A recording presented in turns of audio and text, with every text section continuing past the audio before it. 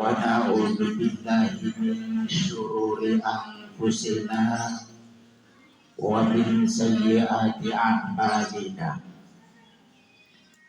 May yahdihillahu fala mudilla lahu wa may yudlilhu fala hadiya lahu.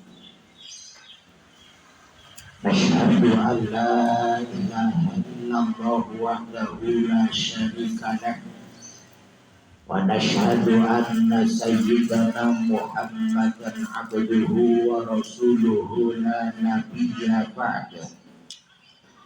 Wa nusalli wa nusallimu ala sayyidil anbiya'i wa imamil mursalin sayyidina wa habibina wa syafi'ina wa qurrati a'yunina wa maulana Muhammadin wa ala alihi wa ashabihi ajma'ina amma ba'du. Coba tengok kanan kirinya dulu, Bu. Kawan kanan kirinya ditengok terus senyum sedikit, bisa enggak?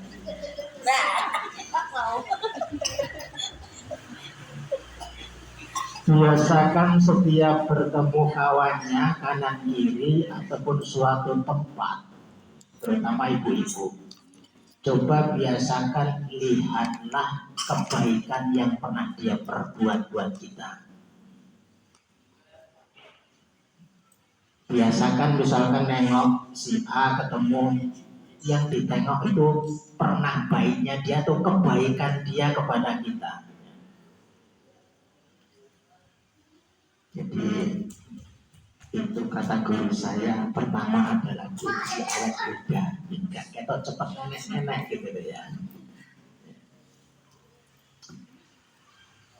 Yang saya muliakan ibu-ibu hadirin yang berbahagia, pertama kalinya puji syukur kehadiran Allah Subhanahu wa Ta'ala, yang mana yang alhamdulillah di majelis yang penuh mubarakah ini kita masih bisa bersama-sama berkumpul dan merasakan nikmat yang begitu besar yang Allah limpah ruahkan kepada kita semua, sehingga kita bisa berkumpul di sini majelis dalam keadaan sehat walafiat.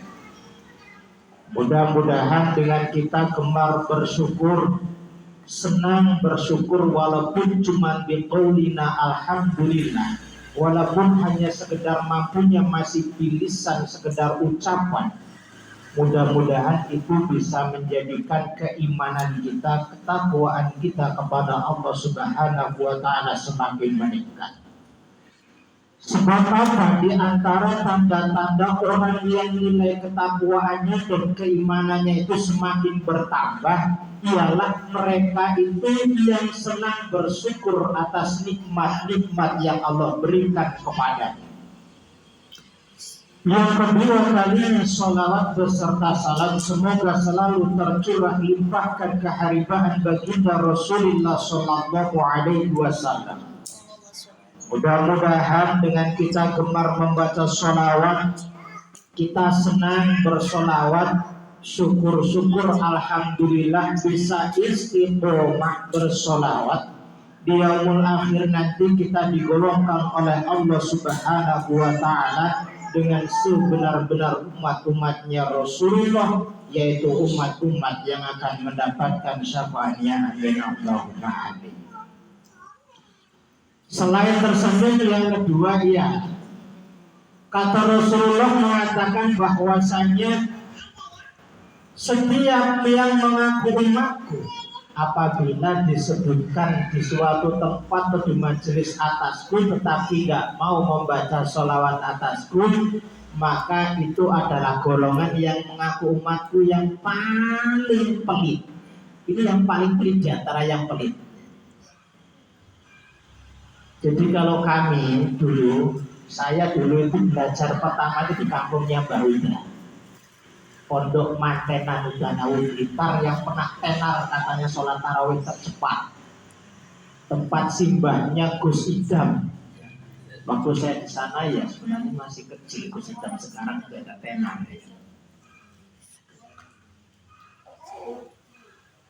Jadi saya belajar pertama dulu di sana. Di sana itu tradisinya Jawa Timur. Kalau sudah kiainya, ustadznya mengatakan qala Rasulullah atau menyebut namanya itu, yang digedor itu mejanya.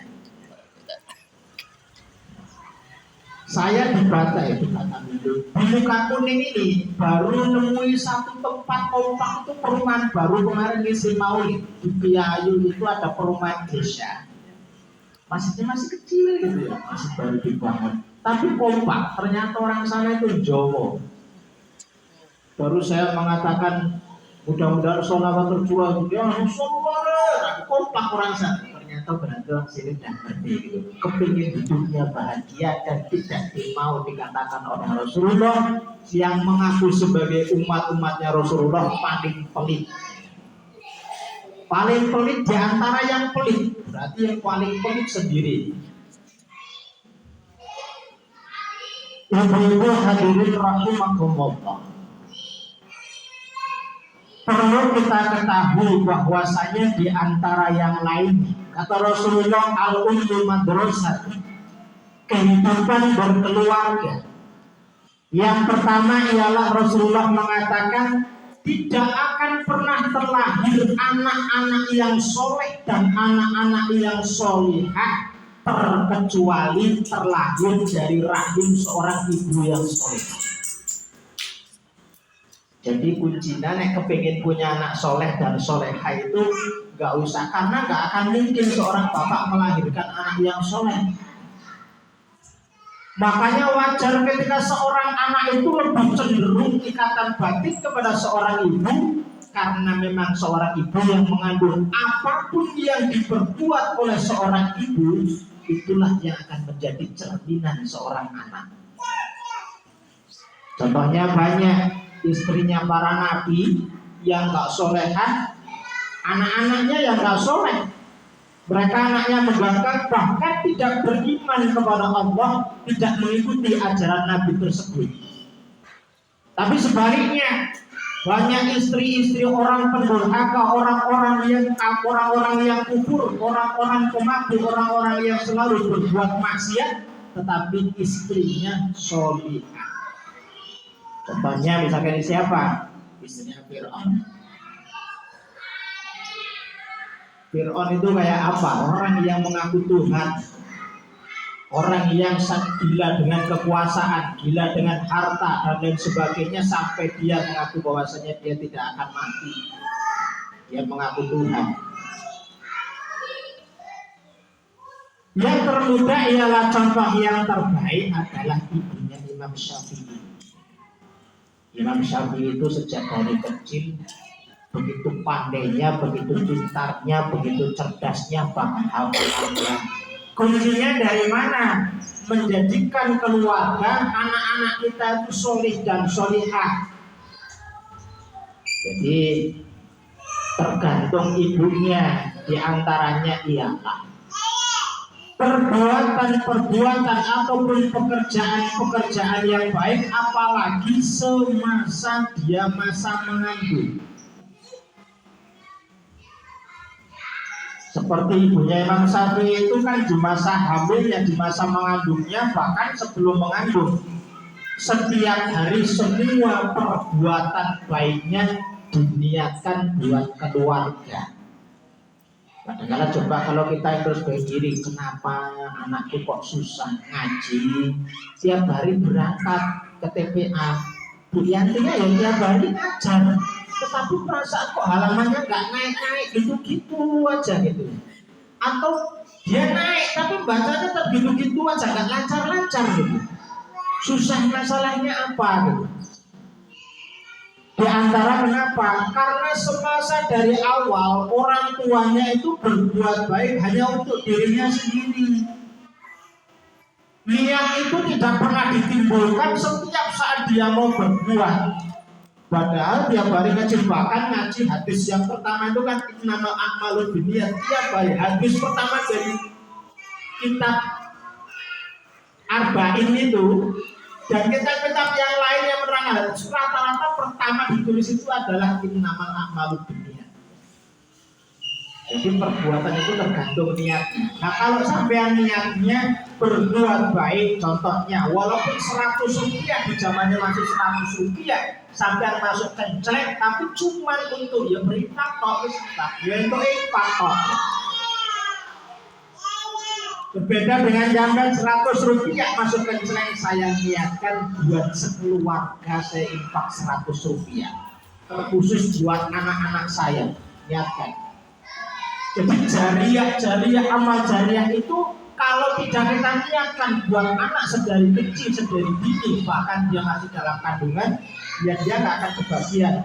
Apalagi seorang ibu yang rajin baca Quran, udah pandai, yang sore ngaji udah pandai, kemudian buat setoran besok baca dulu terus di rumah.